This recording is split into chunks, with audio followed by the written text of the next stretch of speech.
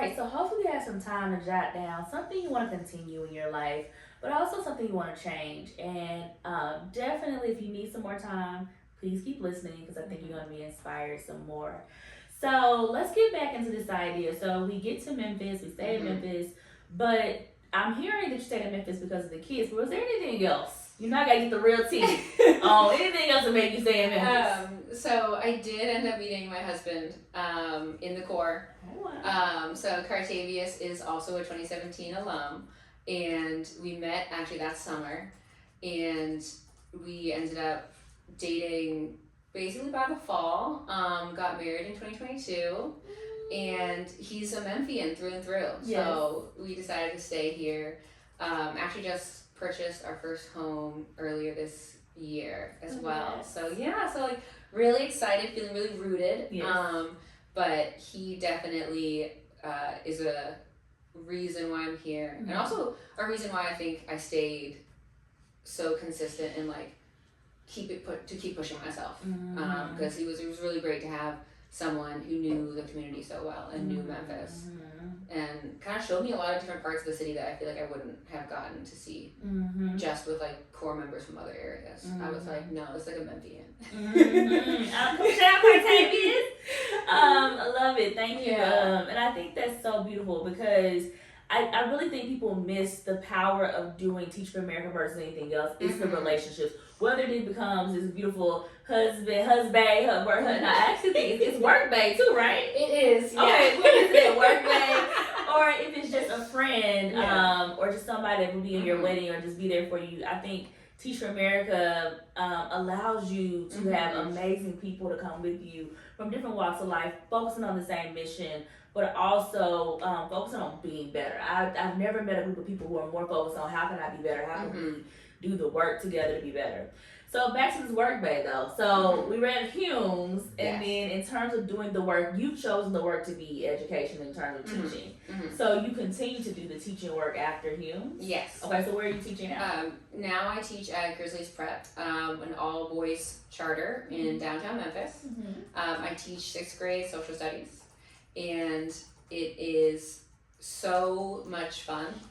It's also like so much energy. It is. Imagine just like 75 boys just like vibrating in their seats every day. But they are so excited to learn. They're always like, what are we learning today? And I'm like, I can't tell you until we arrive. And then they're like running into the classroom like, what are we learning today? And I'm like, someone betray someone, and they're like, but yeah, so I'm currently still teaching in the classroom. I lead the 6th grade, one of the 6th grade teams at Grizzlies Prep, and I also am the debate coach at GP, and we are currently reigning 23-24 Metro Memphis Urban Debate League champions. Congratulations! Yes, so shout out to my boys. They did an amazing job last year, and we're just getting rolling for this year. First debate is next month. So, sharpening our skills. Yes. I love that. So how did you bring the debate portion into your students' lives? Like, how did that become a part of your story and their story at Grizzlies Prep? Well, actually, shout out to another TFA alum, Austin Young, 2018. Okay. But Austin started the debate program at Grizzlies Prep, and then he left to attend Harvard School of Education. So he had to travel to Boston, back to my home area. And he found out that I was transitioning to Grizzlies, and he was like, would you at all be interested? And I was like, yes. And so I kind of picked up the program where he left off, but I basically just encouraged a bunch of kids that I thought showed like debate talent. And some are just so keen to argue. Like you say, hey, would you like to argue as a team sport? And they're like, sign me up. Yes. But it's been really fascinating because we've done some topics that I think actually like connect to their lived experiences. So last year we talked about like a universal basic income and what does it look like to expand Social Security. So not only are we debating, but also we're discussing things that just impact Americans on a day-to-day basis. Like this year we're doing intellectual property rights and we're talking about AI and they're like so interested in what ChatGPT can and cannot do, and what a copyright is. Yes. But yeah, so I teach an extra additional class every day with 7th grade, and then I see 7th and 8th grade debate team students like twice a week after school. Love it. Yeah, and the boys are so talented, and they're just really encouraged to try. And we have a rival. Cape Bond Middle is very, very good. Shout out to Cape Bond Middle. Their debate team is amazing. And so every time we go to a competition, they're like really hyped up. Yeah, we have all sorts too. We have like one of my boys who I also coach track, and so everything. She does everything. One of my boys is not only like a runner up to state for shot put, but also an amazing debater. So it's like really great to see both sides of some of the kids. Yeah. Oh my goodness. And so you are academically preparing the kids. You're giving them experiences that broaden their horizons, allows them to really get exposed to different forms of thinking, different ways of thinking, different attractions, and you help them with the body, with the track. Like, you're doing a lot.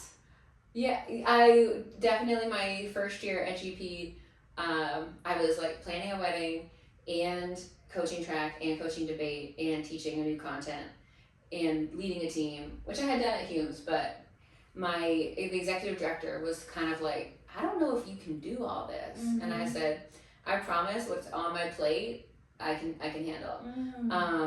And so it's a lot, but it's been so rewarding. Yeah. And I just think that like opportunities are where the most learning happens. Like if you're not exposed to it, then you can't know about it. And so we have kids now that are like thinking about different topics in the world that they never would have like worried about. Yeah. I mean, I definitely wasn't a 7th grader thinking about like being like, what is intellectual property and why do we have control? Like, who gets to have rights over it?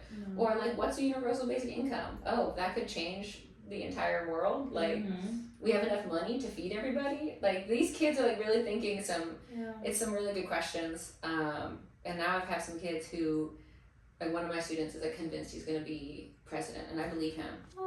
Like, I believe him. Okay. So Mariano Jackson gonna be president one day. Okay, Mariano. Yeah, but also one of my debaters, and so just like seeing them get inspired and start to think bigger has been really rewarding. I love it. And so when we joined Teach for America, we were all kind of united under this vision of one day all children will have access to excellent education. And I think sometimes people can limit that vision and say it only has to be teaching, or you can only teach core subjects, math and science, or you have to do this. But I like to ask guests, what was your vision of one day in the core, and has that evolved and in terms of now? Yeah, I think when I first started teaching, my one day was, we're all going to be able to, like, every child's going to have access to education. And I still strongly believe that that's the case. I think that for me personally, like one day, I always think about what it looks like to be a citizen and like a global citizen. And maybe that's just my penchant for like historical thinking, but I just really think that like all students should be prepared to participate in our society, both like socially and politically. And so I really strive to try and build that critical thinking skill in children, because I want them to feel confident and like feel knowledgeable when they are entering the world. And there's just so much of history that could like empower them and give them the tools to be successful. But I also know that I sometimes like focus on my classroom and just focus on the impact that I can have with the students I have, because we operate in a world that's so much bigger than our classroom so much of the time. And we don't always have control over those parts, but like what I can control and how I can give to or like impart knowledge into students is like we're trying to build. Mm-hmm. Yeah. And I think that that's so beautiful because I do think the global aspect, one day all children, all includes every single child. And I think people don't understand that that includes their parents, that includes the community. Mm-hmm. And so the things that you're doing with your debate team Mm-hmm. and how you're exposing to think about ways in which they can be a part of the community, ways they can be a part of making this world potentially a better place just by thinking about things differently, is giving them access to excellent education. And I always tell them, like, we do the old mantra where like the only thing guaranteed in life is death and taxes. And then I expand on it because they are always shocked because I say I'm born in the 1900s and they're all like, oh my God, like how old are you? But I tell them that like this world's gonna be here and like y'all are gonna be in charge of solving the problems. Yes. Like these are your issues. You have to take them personally because like you're gonna be the ones that are gonna be facing them and hopefully are empowered trying to, find solutions. So really putting that onus on them as like, I can teach you, but you're gonna have to go out there and take action one day. And I think that's a part of the vision. I think that's so beautiful because if we don't pass the torch, we do not prepare them, then what's going to happen? And so I think that's beautiful. So as we get to the end of this amazing interview, a couple of things I like to do is allow alums to provide advice to incoming court, because we don't know who's watching. So there could be somebody who may not, they're like about to complete their application, they don't know if they want to complete their application for Teach for America. What would your advice be to them if they're thinking about joining Teach for America? Well, first of all, I always say it never hurts to apply. So go ahead and finish the application. And that's for everything. You never know what you can or cannot do if you don't put yourself forward for it. But honestly, Teach for America was a super intensive and I would say transformative. It was so like if you're looking for something to transform or to push you into like a leadership role or just to give you new experiences, new knowledge, new skill set. But I am grateful in so many ways, both personally and professionally, that I did Teach for America. And it definitely equipped me with the community and the like resources to be successful. Like I wouldn't be here. I wouldn't be happily married. I wouldn't be in a city that I love if I hadn't just finished that application and been like, let me put Memphis on the list. I love that's a beautiful point. I love that encouragement to just complete the application. You never know. What about core members who are their first or second year and they're like, I don't know if I can do it. They're going through craziness. They're like, I think this is too much. I didn't know it was gonna be like this. I knew it was gonna be hard, but I know it was gonna be this hard. Oh man. What advice would you give them? I would say keep going, and also just I did a lot of practice in self-reflection, which is really helpful when it feels really heavy and you feel like you cannot do anything right. There's always something you did right that day. Go home, take a deep breath, reflect, think about, okay, I'm going to continue to do that one thing right. I'm going to try something new tomorrow. But really just taking time for yourself, resting, and finding like people to support you, outlets where you need to like, where you need to have them. But also just, to keep going because it is worthwhile and you do get a lot better. And it is a trial by fire sometimes, but that is the only way I think to really grow and learn. I mean, teaching is a practice that you pick up while you're teaching. It is. And find a mentor teacher. Find someone that, even if you don't tell them, hey, you're my mentor teacher. I had some really talented teachers in the building at Humes, and I just watched and I listened, and then I adapted it to myself. So as long as you're authentically being you, I always say that. I'm my most authentic self, children, this is what you're getting. This is me. And just, borrow what you need to borrow, bend it to your own will, and then just keep trying to make incremental change because like you're gonna get better over time. You're gonna get better over time. I love that. And borrow what you need to borrow and bend it to you. That was beautiful.